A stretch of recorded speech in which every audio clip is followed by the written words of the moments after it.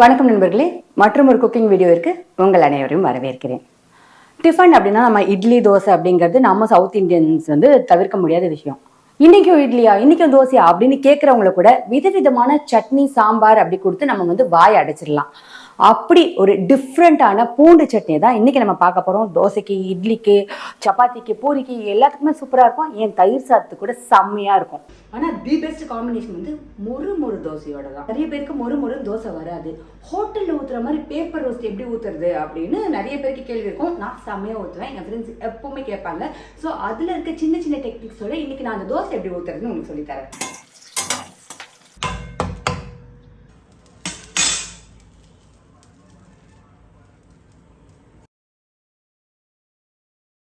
நான் இந்த பூண்டு சட்னிக்கு 1 கப்பு பூண்டு எடுத்துட்டு இருக்கேன். 1/3 சின்ன வெங்காயம் எடுத்துக்கோங்க. இப்போ ஒரு 15 பல் பூண்டு ஒரு எக்ஸாம்பிளுக்கு சொல்றேன் அப்படின்னா ஒரு 5 சின்ன வெங்காயம் எடுத்துக்கோங்க.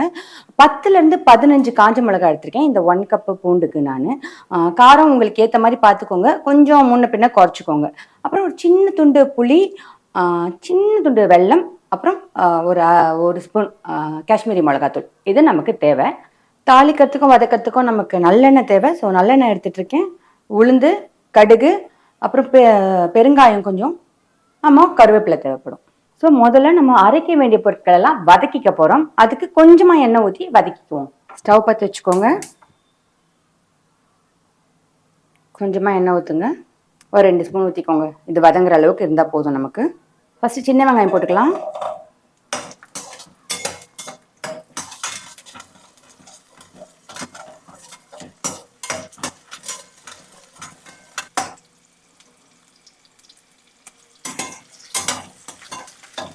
போட்டு ஒரு 1 மினிட் ஆனதுக்கப்புறம் பூண்டு நம்ம எடுத்து வச்சிருக்க பூண்டு போடணும்.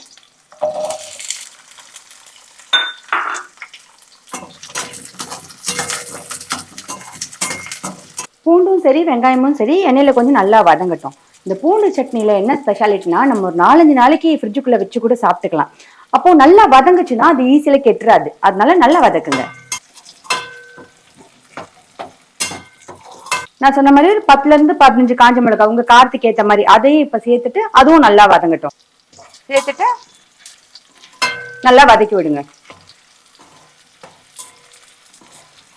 பூண்டு சட்னியில காரம் தூக்கலா இருக்கணும். ஏன்னா அந்த பூண்டு கொஞ்சம் காட்டமா இருக்கும்ல, அது இந்த காரம் தான் சரி பண்ணும். நல்லா அப்படி காஞ்ச மிளகாய் கலர் மாதிரி வர வரைக்கும் நல்லா வதக்கி விட்டுட்டு, இப்போ நம்ம சேர்த்து வச்சிருக்க புளி இங்க பாத்தீங்களா, சும்மா ஒரு சின்ன நெல்லிக்காய் அளவுக்கு இப்படி பண்ணேன்னா இவ்வளோதான் வரும். இவ்வளோதான் போடுறேன் நான். அவ்வளோ போதும் புளி. அதை சேர்த்துட்டு இப்போ ஸ்டவ் ஆஃப் பண்ணிடலாம். ஆஃப் பண்ணிட்டு காஷ்மீரி மிளகாத்தூள் நான் எடுத்துருக்கேன்ல 1 ஸ்பூனு, அதை இப்போ சேர்த்துங்க. சேர்த்து அதையும் ஒரு கிண்டி விடுங்க. நான் ஏன் காஷ்மீரி மிளகாத்தூள் எடுத்துட்டு இருக்கேன்னா, காஷ்மீரி மிளகா என்கிட்ட இல்லை, இருந்ததுன்னா அது ஒரு 4-5 சேர்த்துக்கிட்டிங்கன்னா கலர் சூப்பராக இருக்கும். நல்லா செக்கச்சவேல இருந்ததுன்னா நல்லா இருக்கும்ல சட்னி, அதுக்காக தான் அது. இப்போ நம்ம என்ன பண்ண போறோம்னா, கொஞ்ச நேரம் அதை கூல் டவுன் ஆக விட்டுட்டு ஆற விட்டுட்டு அதை எடுத்து ஜாரில் போட்டு சூப்பராக அரைச்சிட்டு வரப்போகிறோம்.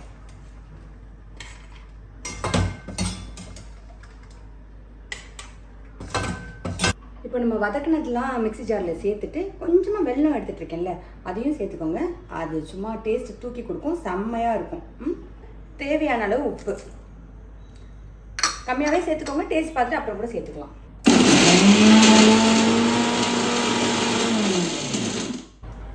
அரைக்கும் போது எடுத்த உடனே தண்ணி ஊற்றிடாதீங்க. ஒரு வாட்டி நல்லா அரைச்சிட்டு அது கொஞ்சம் கிரைண்ட் ஆனதுக்கப்புறம் லேசாக கொஞ்சமாக தண்ணி சேர்த்துக்கோங்க. இது ஆக்சுவலி நீங்கள் ஃப்ரிட்ஜில் வைக்க போகிறீங்க, கொஞ்சம் நாள் வச்சு யூஸ் பண்ண போகிறீங்கன்னா தண்ணி சேர்க்காதீங்க. உடனே ஒரு 2-3 நாள் தான் யூஸ் பண்ணுவீங்கன்னா தண்ணி சேர்த்துக்கலாம். நீங்கள் இந்த மாதிரி நல்லா நைஸாகவே அரைச்சி எடுத்துக்கோங்க. நான் சொன்ன மாதிரி 1 கப்பு பூண்டு, அந்த 1/3 வெங்காயம், சின்ன வெங்காயம்லாம் சேர்த்தா நமக்கு இந்த அளவுக்கு 1 கப்பு நமக்கு இது கிடச்சிடும். நான் பெருசாக தண்ணி ஊற்றிருக்க மாட்டேன். ஒரு 2-3 ஸ்பூன் அலசி ஊற்றுனது தான் தவிர்த்து வேறு எதுவும் இல்லை. அரைக்கிறதுக்காக ஊற்றிக்கிட்டது ஒரு 1/4 டம்ளர் தண்ணின்னு வச்சுக்கோங்களேன். ஸோ நமக்கு இந்த கன்சிஸ்டன்சிக்கு சூப்பராக பூண்டு சட்னி கிடச்சிரும். இப்போ இதை நம்ம தாளிக்கணும், அது ரொம்ப முக்கியம். ஸ்டவ் பற்ற வச்சுக்கலாம். நம்ம எதில் வதக்கணுமோ அதே பாத்திரம் எடுத்துக்கோங்க போதும். இந்த சட்னி தாளிக்க கண்டிப்பாக நமக்கு நிறைய எண்ணெய் வேணும். இப்போ எண்ணெய் காஞ்ச உடனே கடுகு போட்டு அது பொரிய தொடங்கினோன்னே நம்ம எடுத்து வச்சிருக்க உளுந்து,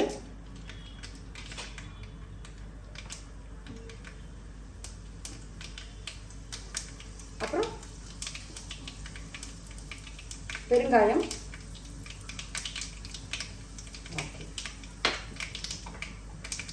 கடைசியா ஒரு கொத்து கருவேப்பிலை போட்டுட்டு ஸ்டவ் ஆஃப் பண்ணிடுங்க. அது பொரிஞ்சிட்டு இருக்கு இல்லையா, அந்த எண்ணெய் சூடாக இருக்கு இல்லையா, அந்த டைம்லேயே நம்ம அரைச்சி வச்சுருக்க பேஸ்ட்டு சேருங்க.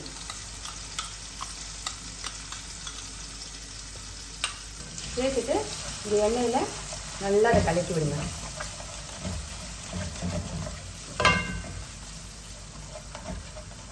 ஏன் இதுக்கு கொஞ்சம் அதிகமாக நம்ம எண்ணெய் சேர்க்குறோம்னா, இந்த சட்னி என்னென்னா நம்ம ஃப்ரிட்ஜில் வச்சுட்டு 2-3 நாள் கழிச்சு கூட சாப்பிட்டுக்கலாம். அப்பப்போ இன்றைக்கி ஒன்று யூஸ் பண்ணிக்கலாம், நாளைக்கு ஒன்று யூஸ் பண்ணிக்கலாம். சப்போஸ் வெளியில் போகிறோன்னா இட்லிக்கு சப்பாத்திக்கெலாம் பண்ணி எடுத்துகிட்டு போயிட்டோம்னா ஒரு 24 hours வெளியிலேயே வச்சுருந்தாலுமே இது ஒன்றுமே ஆகாது, கிடவே கிடாது. அண்ட் அந்த பூண்டு ஸ்மெல்லும் கொஞ்சம் வராமல் இருக்கும். ஒரு சில குழந்தைங்களுக்குலாம் கொடுக்குறோம்னா பூண்டு மாதிரி இருந்ததுன்னா அந்த காட்டம் ஒரு மாதிரி பிடிக்காதுல்ல. ஸோ கொஞ்சம் நல்லெண்ணெய் தான் நம்ம சேர்க்குறோம். அந்த நல்லெண்ணெய் வந்து அந்த டேஸ்ட்டை என்ஹான்ஸ் பண்ணி கொடுக்கும், சூப்பராக இருக்கும். ரொம்ப எண்ணெயும் இல்லை பார்த்தீங்களா, அதையெல்லாம் கலந்து வந்துடும், அவ்வளோதான்.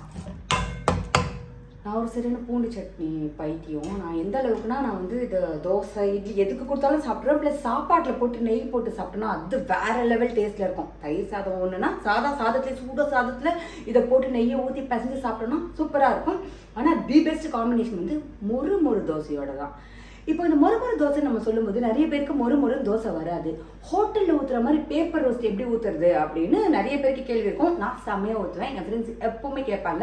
ஸோ அதில் இருக்க சின்ன சின்ன டெக்னிக்ஸோட இன்றைக்கி நான் அந்த தோசை எப்படி ஊற்றுறதுன்னு உங்களுக்கு சொல்லித்தரேன். இப்போ பார்த்தீங்கன்னா இது இட்லி மாவு எவ்வளோ திக்காக இருக்குது பார்த்தீங்களா. இதை வந்து நான் வந்து தோசைக்கு தனி மாவு அரைக்க மாட்டேன். இட்லி மாவு தான் எனக்கு தோசை மாவு, இட்லி மாவு தான் எனக்கு ஆப்பம் மாவு. அதை ஒவ்வொரு மாதிரி நான் மாற்றிக்குவேன். இன்றைக்கி அது ஆப்பம் ஊற்றும் போது உங்களுக்கு சொல்லித்தரேன். இப்போ இது எப்படி மொறு தோசை மாவு ஆக்குறதுன்னா, தேவையான அளவு உப்பு போட்டுக்கோங்க. நான் ஒரு 1/2 கிளாஸ் தண்ணி எடுத்துக்கிறேன். அதை ஊற்றிட்டு உப்பு கரையிற அளவுக்கு இது பண்ணி விடுங்க.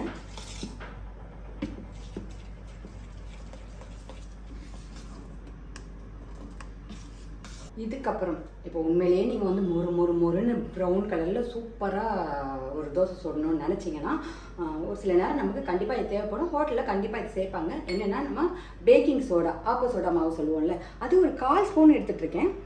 அதில் ஒரு 2லேருந்து 3 ஸ்பூன் தண்ணி சேர்த்து முதல்ல கலந்துக்கோங்க. நல்லா கலந்துட்டு அதுக்கப்புறம் இதில் சேருங்க.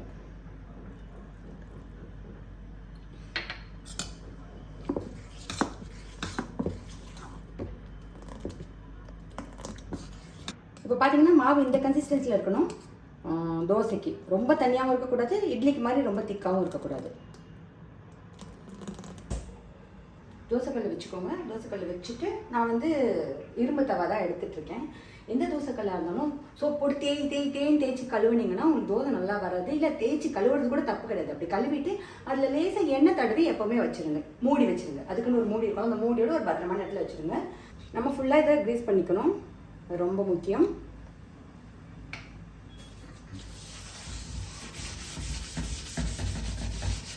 இது ஃபுல்லாக ஒரு இடம் விடாமல் நல்லா எண்ணெய் தேய்ச்சிக்கோங்க.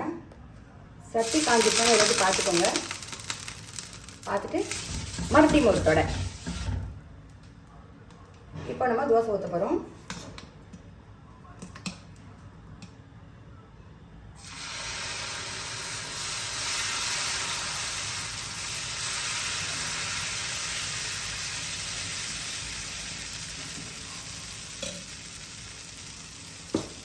ஊற்றிட்டு எண்ணெய் இருக்கு இல்லையா, இங்கே பாருங்கள், இந்த மாதிரி பண்ணுங்கள். இந்த மாதிரி இப்படி எடுக்கும்போது இப்படி வரும்ல. ஸோ இப்படி ஒரு வாட்டி ஸ்பூனை உள்ளே விட்டுட்டு எடுத்து இப்படி சுற்றி விடுங்க. ஸ்பூனை உள்ளே விட்டுட்டு எடுத்து இப்படி சுற்றி விடுங்க. இப்போ இன்னொரு முக்கியமான ஸ்டெப்பு, இதை மூடி வைக்கணும். ஹோட்டலில் பார்த்தீங்கன்னா தோசை திருப்பி போட மாட்டாங்க, அதனால் நானும் திருப்பி போட மாட்டேன். இப்போ இந்த அளவுக்கு ஓரளவுக்கு அது வெந்திருக்கும். கலர் மாற ஆரம்பிக்கும் போது உங்கள் தோசை கரண்டி இருக்குல்ல, உங்கள் தோசை கரண்டியை இப்படி தண்ணியில் போட்டு வச்சுக்கோங்க. அதை எடுத்துட்டு அந்த ஈரத்தோட நம்ம இப்படியே இது மண்டையில் தடவி கொடுக்க போகிறோம்.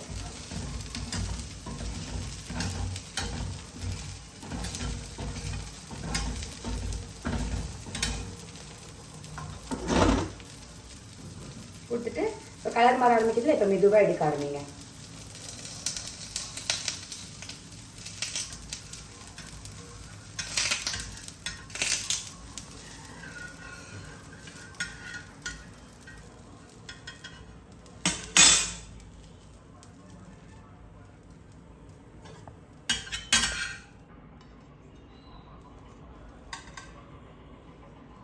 தோசையை வச்சு ஒரு சின்ன கப்பில் உங்கள் சட்னி அப்படி வச்சு கொடுத்தீங்கன்னா வேற லெவல்.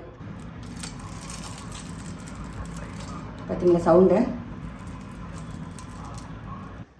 அவ்வளோதான்.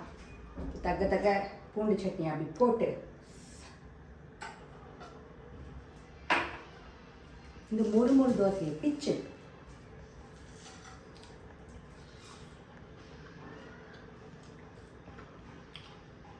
டேஸ்ட் பண்ணணுங்க. இதை நீங்களும் உணரணும். தயவு செஞ்சு நான் சொன்ன மாதிரி பண்ணி சாப்பிடுங்க. எதையும் மிஸ் பண்ணிடாதீங்க. வேறு லெவல் டேஸ்ட்டாக இருக்குது. பண்ணி பார்த்து எப்படி இருக்குதுன்னு சொல்லுங்கள். முக்கியமாக தோசை இந்த மாதிரி பண்ணுங்கள். உங்கள் லெவல் வேறு மாதிரி ஆகிடும் உங்கள் வீட்டில். இணைந்திருங்கள் நண்பர்களே. தொடர்ந்து பயணிப்போம்.